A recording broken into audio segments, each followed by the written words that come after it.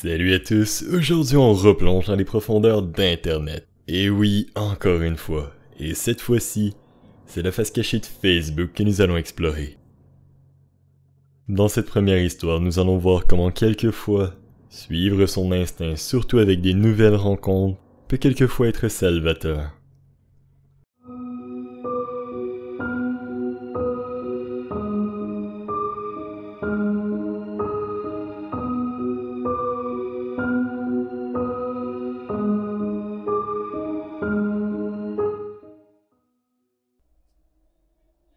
Avant que quelqu'un ne me le mentionne, oui, je sais, j'aurais dû m'en faire bien avant. Je suis sorti avec mon dernier petit ami pendant environ 6 ans, et pendant toute cette période, j'ai toujours reçu des pokes d'un type sur Facebook. Je n'y pensais pas trop et après vérification, j'ai constaté que nous avions une trentaine d'amis en commun. Alors je me suis dit que je l'avais peut-être rencontré quelque part. En outre, il était musclé et assez séduisant. Alors j'ai trouvé amusant d'avoir cette attention supplémentaire. Quelques semaines après ma séparation d'avec mon ex, mon ami mystère m'a envoyé un message privé pour me demander si nous pouvions nous rencontrer. Nous avons discuté un moment et j'ai finalement accepté de prendre un repas avec lui. Notre premier rendez-vous était plutôt agréable. Un bon repas, une promenade sous les étoiles. Bref, c'était plutôt bien. Après l'avoir fréquenté pendant quelques semaines, j'ai remarqué de petits traits de son comportement que je trouvais particuliers. Il ne me laissait jamais entrer dans sa maison. Un jour, ce dernier m'a fait attendre devant sa baraque pendant 30 minutes alors qu'il se préparait pour notre encart. Je ne savais pas où j'étais et son quartier était terrifiant. C'est là que j'aurais dû m'enfuir. Le vendredi suivant, je me suis dit que j'allais lui accorder le bénéfice du doute et je l'invitais à venir chez moi. Il est resté 9 jours. 9 jours alors qu'il n'était jamais venu auparavant. J'étais très mal à l'aise. J'ai dû envoyer un SMS à une de mes amies pour lui demander de venir m'aider. J'ai dit à mon petit ami que j'avais une gastro et que mon ami allait rester avec moi le temps que je sois de retour sur mes pieds. Ce dernier est parti en colère noire, m'accusant de ne pas savoir apprécier sa présence. C'est la goutte d'eau qui a fait déborder le vase. Je lui ai dit de partir et de ne plus me contacter. Tous les jours, je recevais texto après texto, appel manqué après appel manqué. Je l'ai bloqué sur Facebook et il a envoyé un message à tous mes amis pour les supplier de me convaincre de le reprendre. Je me suis dit qu'après un certain temps, il comprendrait sûrement. Les choses sont restées calmes pendant une semaine. C'était le bonheur jusqu'à ce que je reçoive un appel d'un numéro que je ne connaissais pas. C'était lui qui me demandait qui était l'homme qui venait de passer ma porte d'entrée. C'est ce qui arrivait chaque fois que quelqu'un entrait dans mon appartement. Homme, femme, qu'importe. Il s'est avéré qu'il connaissait quelqu'un qui vivait en face de chez moi, et que cette personne surveillait chacun de mes mouvements. Les choses se sont à nouveau calmées après avoir parlé à mon voisin. Mon ex lui avait dit que nous étions toujours ensemble, et qu'il s'inquiétait pour ma sécurité. Mais quel malade celui-là! Ce n'est que quelques semaines plus tard que tout bascula. Je venais de terminer ma journée de travail. J'étais crevé, j'avais hâte de rentrer pour pouvoir dormir. J'étais presque arrivé chez moi quand j'ai vu une silhouette sur le seuil de ma porte d'entrée. Vous l'aurez deviné, c'était mon ex. Il m'a dit qu'il avait changé, qu'il était perdu sans moi. C'est là qu'il a essayé de m'élancer. J'ai reculé, les yeux emplis de terreur. Il a commencé à me crier dessus, m'agrippant le poignet. Ses yeux étaient emplis d'une folie que je n'avais jamais vue auparavant. Je tremblais de tout mon être. J'étais pétrifié. Mais fort heureusement, mon voisin avait entendu ses cris. Il a taclé mon ex et a réussi à le maîtriser jusqu'à l'arrivée de la police. Je ne l'ai plus jamais revu après cela. Suite à toute cette histoire, j'ai décidé de supprimer mon compte Facebook. Et depuis, je n'ai jamais été aussi heureuse. Ah, ma parole. Moi qui pensais que j'avais vu le pire avec les histoires Snapchat. Je dois avouer que je suis quelque peu confus de voir que Facebook, du moins en apparence, a l'air pire. La prochaine histoire montre comment même avec le meilleur plan du monde pour rencontrer une nouvelle personne, quelquefois le destin a d'autres plans.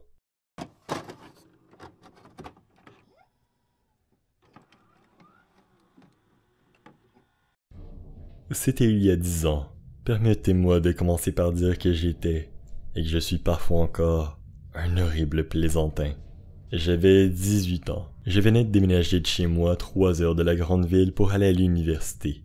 Je venais de mettre fin une semaine auparavant à ma première relation à long terme, je commençais à voir à quel point il était violent sur le plan émotionnel.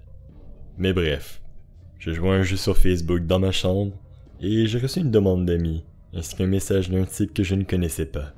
Le message disait que ce dernier m'avait vu plusieurs fois sur le campus. Il disait que nous avions des horaires similaires. Bref, c'était une approche assez banale. Il m'a par la suite demandé de sortir avec lui pour voir un film. J'ai lu le message et je l'ai ignoré, ainsi que la demande d'amis. J'ai plaisanté à ce sujet plus tard avec mes colocataires. Ces derniers ont réussi à me convaincre que j'étais en quelque sorte une garce en n'acceptant pas au moins de le rencontrer pour prendre un café. Ils m'ont dit que ce serait bien que je rencontre de nouvelles personnes, et surtout que je profite un peu de ma vie à l'université. J'ai laissé cela poireauter quelque temps, jusqu'à ce que je me convainque qu'aller prendre un café au Starbucks très public à 100 mètres de mon dortoir serait tout de même un moyen assez sûr de ne pas être impoli avec ce parfait étranger. Je lui ai envoyé un message sur Facebook et nous avons prévu de prendre un café quelques jours plus tard. Je suis descendu au Starbucks pour le rencontrer et il se tenait là silencieusement à m'attendre. Ce type n'avait pas une apparence qui invitait à la confiance. Ses vêtements étaient sombres, pas de très bonne qualité et avaient plusieurs trous d'aération. Qui plus est, ce dernier semblait étrangement nerveux. Bref, pas la meilleure première impression. Encore pire, je me rendis compte en m'approchant que le Starbucks était fermé pour rénovation. Waouh, la chance. Mon esprit est déjà en ébullition. Que dois-je faire maintenant? Je suis là, ce serait très impoli de rentrer chez moi. Nous avons fait les présentations d'usage de première rencontre. Il a plaisanté sur la fermeture du Starbucks et proposait d'aller au cinéma. J'ai refusé poliment, et j'ai insisté sur le fait que je n'étais pas à l'aise de le laisser payer pour moi. C'est alors qu'il m'a suggéré un bar sur le campus. C'était une sorte de lieu de rencontre pour les étudiants, mais ce dernier servait de l'alcool. J'ai sauté sur l'occasion, parce que là encore, les étudiants et les professeurs seraient là. Il a essayé d'insister pour que l'on prenne son véhicule, mais j'étais catégorique sur le fait que nous devions marcher. On a commencé à marcher, et la conversation devint de plus en plus bizarre. Cela me mettait vraiment mal à l'aise. Il a commencé à me demander si ça ne me dérangeait pas qu'il soit indien. Si j'avais déjà été avec un Indien, comment la plupart des filles ne semblaient pas vouloir sortir avec les Indiens.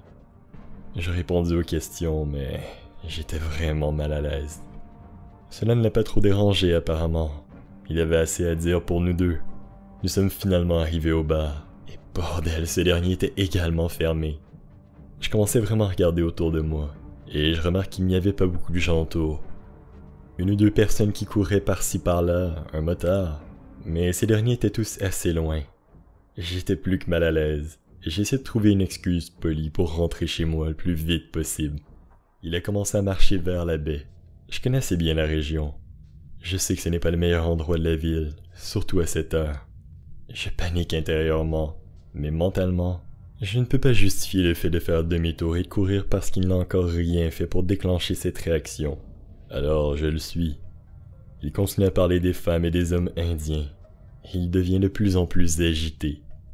Vous pensez probablement que je suis laid, n'est-ce pas? Les femmes blanches détestent toujours les hommes indiens. Vous êtes tous tellement coincés. Vous pensez que vous êtes tellement mieux que moi. Même les femmes indiennes ne veulent pas sortir avec moi.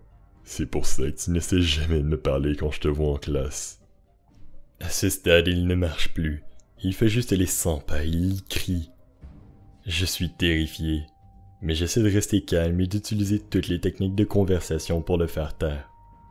Je ne peux pas mettre en mots la haine et la rage aveugle qu'il exprimait. J'essaie de me déplacer vers un endroit ouvert si j'ai besoin de courir, mais cela ne ferait que le mettre encore plus en colère, et je n'irai pas très loin. Je commence à lui dire que je suis d'accord avec lui, que les femmes sont horribles et superficielles, et qu'elles devraient lui donner une chance. Tout ce que je peux trouver, parce que je pensais honnêtement qu'il allait s'en prendre à moi avec toute sa rage envers le sexe féminin. Par un miracle quelconque, cela a fonctionné. Il s'est calmé. Il a commencé à me dire en quoi j'étais différente des autres filles. J'ai continué la même routine. J'ai commencé à retourner lentement vers mon dortoir. Et ça a marché. Il m'a accompagné jusqu'à mon dortoir. Je n'avais pas besoin que quelqu'un m'escorte jusqu'à mon dortoir. Mais il m'a dit qu'il avait peur pour moi si j'étais seul. Il n'y avait qu'un seul bâtiment pour tout le campus. Il m'avait déjà vu le quitter, dont le mal était déjà fait. Il m'a demandé s'il pouvait m'accompagner dans ma chambre. J'ai menti. J'ai dit que je ne pouvais pas avoir d'invité après 9 heures. Je me suis caché dans le hall d'entrée pour voir s'il traînait dehors ou s'il partait tout de suite. Heureusement, il est parti.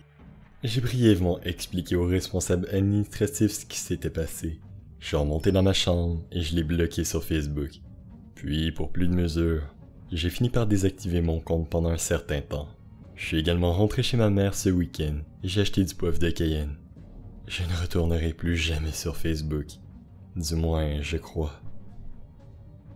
Mais... Waouh, ce mec est pas bien. Bon, je comprends que certaines personnes peuvent avoir du mal pour les premières encore, mais transposer ainsi ses craintes sur une personne que tu viens à peine de rencontrer, ça va uniquement faire en sorte que ta date va flipper. Encore une fois, juste waouh. La prochaine histoire est sincèrement triste. Elle avait une magnifique préface d'une histoire heureuse. Du moins, au début.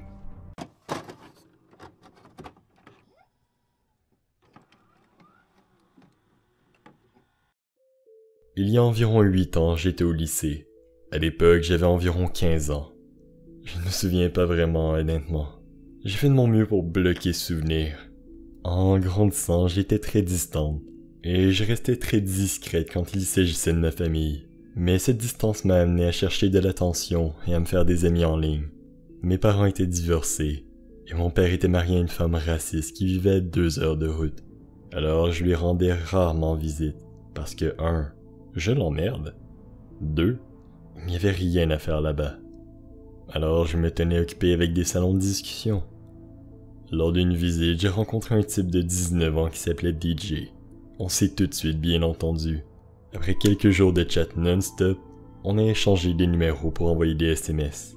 Parce que, eh bien, Internet est chiant des fois. C'était le parfait compagnon de messagerie. Il était intéressant, drôle. Il m'a permis de ne pas penser à ce que je faisais. Au bout de quelques semaines, nous étions au téléphone tous les soirs. Littéralement au téléphone pendant 12 heures quand je n'avais pas d'école. De 23 heures à 11 heures le lendemain matin. J'étais un oiseau de nuit de toute façon, donc ça ne me dérangeait pas vraiment. Sa voix était grave et suave pour un jeune de 19 ans. On s'envoyait des photos, et je le trouvais mignon. Alors on a commencé à sortir ensemble. Je me suis vraiment attaché à ce type. DJ vivait à Chicago. Il avait des parents un peu stricts. Alors il traînait souvent chez son oncle Frank. Frank était un mec cool. Il était drôle comme DJ, mais aussi plein d'esprit. Et c'était un oncle que j'aurais aimé avoir. D'une certaine manière, j'ai commencé à envoyer des SMS à Frank, parce que ce dernier s'inquiétait pour DJ et me posait des questions sur lui. Apparemment, DJ s'est mis à fréquenter la mauvaise foule, à fumer de l'herbe, boire, à sortir en douce. Son oncle voulait essayer de le remettre sur la bonne voie. Un peu avant que j'ai commencé à envoyer des SMS à Frank, DJ et moi avons commencé à aller sur Skype. L'ordinateur des DJ n'avait pas de webcam, mais le mien en avait une. Il était sur haut-parleur, et nous faisions du sexe par caméra, à sens unique. Il était assez descriptif, mais ça me dérangeait. Je voulais le voir moi aussi. J'étais une adolescente excitée et stupide. Je continuais à entendre des bruits de caméra, et je me doutais que DJ me filmait. Je lui ai demandé d'arrêter, sinon les webcams c'était fini. Il m'a dit que c'était un bruit de son téléphone. Et comme une idiote, je l'ai cru. Après des mois d'investissement dans ce type que j'aimais beaucoup, je l'ai cherché sur Facebook, même s'il m'a dit qu'il n'en avait pas. Et il était là. Le premier profil qui est apparu était le sien. Je lui ai envoyé un message et je lui ai dit « Hey, je pensais que t'étais pas sur Facebook. » Ce dernier m'a pas du tout reconnu. Il m'a dit d'arrêter de lui envoyer des messages. J'étais visiblement confuse. J'ai envoyé un message à DJ et je lui ai expliqué la situation. Il était confus. Et je lui ai dit que je venais d'essayer de l'ajouter sur Facebook mais qu'il m'avait ignoré. Il s'est excusé abondamment et m'a dit que c'était sa cousine qui était sur son Facebook. Sa famille voulait qu'il l'épouse cette dernière. Les mariages arrangés avec des cousins sont normaux dans notre culture. J'ai eu le cœur brisé mais j'y ai cru. Il m'a dit qu'elle avait accès à son profil pour qu'elle et sa famille puissent le surveiller. Donc j'ai simplement arrêté d'utiliser Facebook pour le contacter. Je ne sais pas comment le reste s'est déroulé parce que j'ai honnêtement fait un assez bon travail de blocage mental pour tenter d'effacer cela de ma mémoire. DJ s'est fait arrêter avec de l'herbe et une balance dans son coffre. Frank m'a sommairement expliqué ce qui s'était passé. J'ai finalement réussi après cette histoire à faire en sorte que DJ devienne mon ami sur Facebook. Et c'est là que j'ai remarqué que ce DJ n'était pas le DJ que je connaissais, et que ce dernier avait même une petite amie. J'ai eu le cœur brisé, mais je n'ai pas compris pourquoi il avait une relation alors que sa famille était si stricte. J'ai fini par faire le rapprochement. J'ai réalisé que j'étais victime de catfish. Et c'est là qu'il m'a tout avoué. La nuit où je l'ai confronté, nous étions au téléphone. Il m'a dit d'aller sur Skype et il a allumé sa webcam. J'étais horrifié. C'était Frank, son putain d'oncle de 50 ans. Je l'appelle Frank parce qu'il ressemble exactement à Danny DeVito dans It's Always Sunny. J'étais tellement bouleversé physiquement que je suis allé aux toilettes et j'ai commencé à vomir. Il s'avère que j'ai eu des sextos avec un pédophile pendant presque 1 an. Les photos qu'il m'a envoyées étaient celles de son vrai neveu. C'était tellement surréaliste. Je ne savais pas quoi faire. J'ai fermé mon ordinateur portable et j'ai pleuré hystériquement jusqu'à ce que le soleil se lève. Je n'ai pas pu manger pendant des jours. Et maintenant, je sais que j'étais en état de choc. Je n'avais personne vers qui me tourner. Je ne suis pas allé à la police parce que je ne voulais pas que les gens l'apprennent. Après quelques mois, il a commencé à vouloir me faire chanter avec les photos de nos appels sur Skype. Il m'a dit qu'il diffuserait mes photos à des personnes que je connaissais, et sur Facebook. Bien sûr, je l'ai ignoré, et je l'ai bloqué. Ça fait bientôt 1 an qu'il est bloqué, mais Frank essaie toujours de me contacter.